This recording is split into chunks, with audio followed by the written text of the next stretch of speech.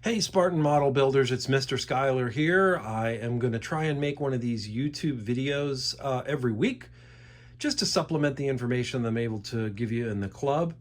Today I'm talking about two things. One is filling seams. So what I'm working on right now, and I think I showed this to you in our last club meeting, this is the old Monogram kit. This is a DC3. It's a twin engine, which means it has an engine on each wing. Twin engine, propeller plane. This was one of the early passenger aircraft. So if you went to fly from Raleigh-Durham to Texas, you would have, in 1940 something, you probably would have flown on a DC-3. These still fly. I've seen them fly at air shows. And anyway, so this is the Monogram kit. Monogram used to date their molds, and I think this one is from 1978. Can just barely make out the date right there, 1978. This was the kind of kit that you built back in the 70s. When I was a kid, Monogram was pretty much the only game in town. The advantage was they sold them everywhere. The other advantage was the cool artwork on the box. Now this is the C-47, the military variant of the DC-3. Same plane, just when the military used it, they called it a C-47 Skytrain. But this was on the box. And I just would like to point out, this model is on the stack of kits that you can build. So let's get back to this tip real quick.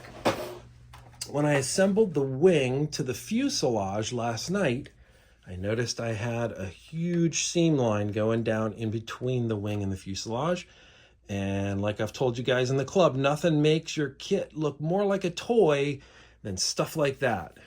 Remember, we sand off the connection points to the sprue, and we always fix our seam lines before we paint.